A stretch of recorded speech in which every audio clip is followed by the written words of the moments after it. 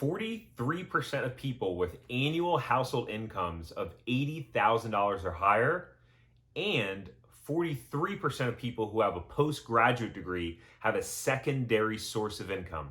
That is an absolutely crazy statistic. My name is Tariq Johnson, and today we're going to talk about how you can make more money in 2020. Make sure you stick around. All right, I'm super excited for this video. So in this video, I'm going to talk about how you can make more money in 2020. These same principles that I'm going to share with you today is how I went from earning $35,000 a year to at one point $35,000 a month. And I don't say that to brag. I say that because these principles work. I spent years working with people as a financial advisor, helping them with their finances, understanding their mindsets, their strategies, their qualifications, how they behave and operate in the financial world, as well as my time working as a speaker with Tony Robbins, traveling the country, meeting with some of the most successful entrepreneurs, executives, salespeople, and leaders in organizations, probing, finding, understanding what makes the top performers perform at a high level and get the highest amount of income, and what makes those who don't perform well make the lowest amount of income. Now, number one, the first thing that I want to do is talk about an essential premise that goes with making more money in 2020. And that premise is that making money is 80% your psychology and it's 20% your strategy. Depending upon where you are in your life, that might be a controversial statement to you, and I'll explain it in just a second. But after we talk about this essential premise in making more money, we're going to talk about the three things that determine how much money you make. So you'll want to make sure you stick around for that. And it essentially comes down to this. We all have a setting in our brain and in our mind of how much money we believe we're worth and how much money we believe we can make. We will not act out of alignment with however that setting is set to. It's kind of like a thermostat. So if your thermostat is set at 70 degrees, and let's say 70 degrees is $70,000, you'll figure out a way to stay plus or minus maybe $5,000 or so within that setting. Have you ever known someone who is making more money than you? Maybe significantly more money than you. And you thought, wow, that person is kind of a moron, to be quite honest with you. They're not that smart, they party all the time, or they don't have street smarts. Oftentimes, it's not about qualifications or degrees that help people make more money. Obviously, if you're a lawyer, doctor, accountant, different things like that, that can impact you more. But what makes the difference between someone being a lawyer who is maybe a public defender that maybe gets paid $60,000, $70,000, $80,000 a year, and potentially a lawyer who gets paid $600,000, $700,000, $800,000 a year? It's the mindset.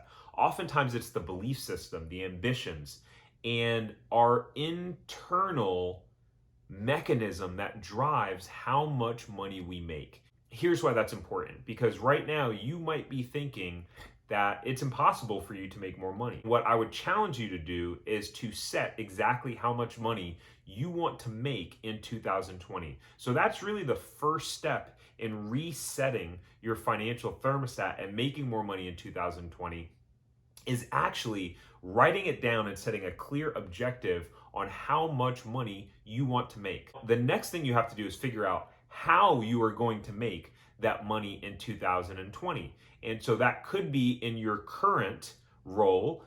That might mean that you actually have to go out and get a secondary income like that bankrate.com survey had noted. It's not about what you know, it's about what you do. So let's say someone wanted to lose weight. We know it's pretty simple. Essentially, all you have to do is burn more calories than you take in.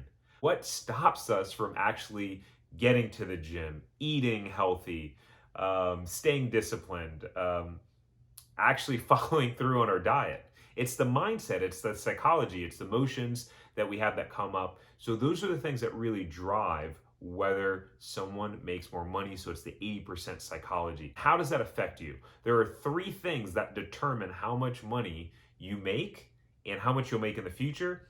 So let's get into that. So a guy named Bob Proctor, very successful in the personal development world, talks about the laws of compensation, which he got from a mentor of his. And so I want to talk about those 3 laws of compensation and how it affects your income and how it'll affect you in making more money in 2020. The laws of compensation are: number 1, the need for what you do; number 2 is your ability to do it; and number 3 is the difficulty there is in replacing you. Think about those 3 things in terms of your current role: the need for what you do, your ability to do it, and the difficulty there is in replacing you. In the 3 laws of compensation, number 3 can potentially become the most damaging for someone.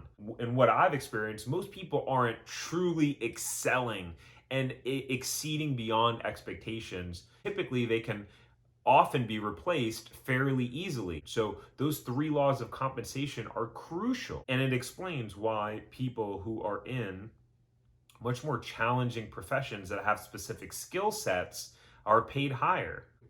I mean, think about a brain surgeon.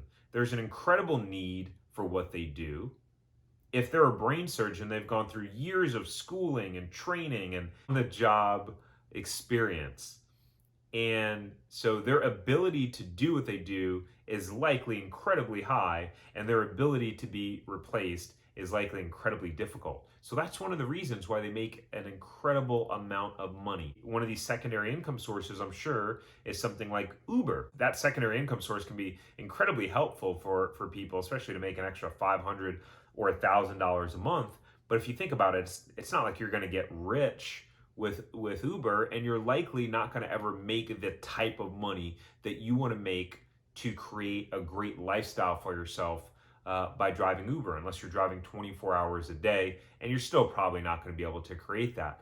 And why? Because there's a ton of people who can do it. You can pretty easily be replaced, and the average person with even a terrible IQ can drive a vehicle. I mean, we see the way people drive out there. The last component to this and making more money in 2020 is your own belief and self-worth in yourself. I have met so many people who were in a role in their work, their greatness was much higher than that current level of work that they were performing at. Or they get so comfortable in working in a specific position, they never try to get outside of their comfort zone to either ask for more money or pursue a position that's more challenging, that requires more of themselves. That's really sandwiching this principle between the 80% psychology and 20% strategy and your self-worth. And those two really go hand in hand. Because if you believe you're worth more money, and let's say you're getting paid $60,000 a year, and you really truly believe that you're worth $90,000 a year, then your internal thermostat and your psychology will cause you to do whatever it takes to make sure that you get a position that is in alignment with what you feel you're worth. And so whether that's within your current company and taking on additional responsibilities and applying for a different job that's a promotion and asking for a raise, or seeking an opportunity outside of your company. But if you truly believe you're worth $90,000 a year, you'll figure out a way to get it. It ties into what Tony Robbins says. He talks about standards. He says that if you want to make more money, it's really about having a certain standard. By just raising our standard of what we're willing to accept and tolerate in our life, we're able to create better results. In 2020, looking forward to this year, I want you to think about that. Think about what your psychology is around money. How long have you been making the amount of money that you've been making? Have you had a significant increase in your pay? Have you had a lot of fluctuations in your pay?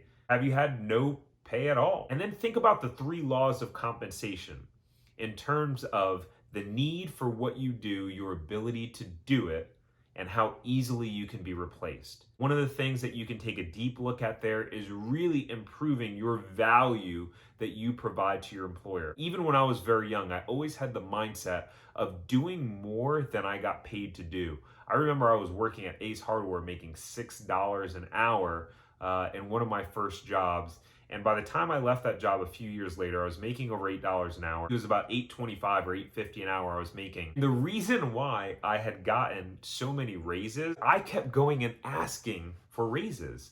And the reason why I kept going and asking for raises was because I kept getting cross-trained in different departments. So I started out as a loader. So I would load topsoil and manure and mulch in people's cars. And then I became a cashier. So I learned the cashier system. And so I would toggle between loading and being a cashier. And then I learned how to cut keys. So I would actually cut keys for people. And then I learned how to rent out our rental equipment. So when people wanted lawnmowers or chainsaws, or learning how to type up the rental contract and start up the equipment and show them how to use the equipment. Then I learned how to mix paint. Then I learned lawn and garden. Then I started going on deliveries when we would deliver pellets and mulch and different things to people's houses.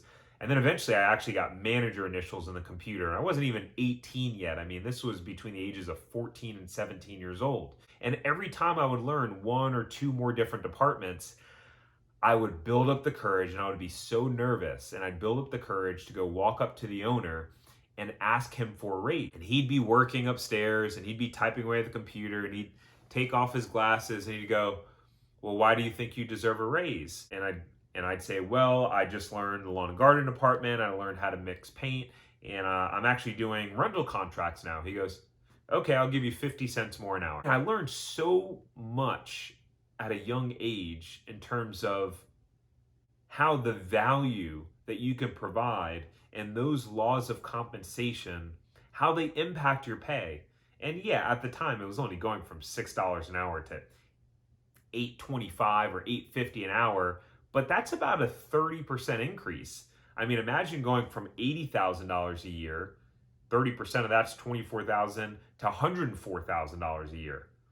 How could that impact you? Or imagine going from $100,000 to $130,000 a year. It's a really powerful concept, and the more that you can nail that and apply that in your life, the more money that you can make. 2020 is your year. And if you want more financial content, make sure you hit the subscribe button, because we're going to be talking about a lot related to money, how to make more money, and how to achieve your financial freedom. So I'll see you guys soon. All right, so this is a really interesting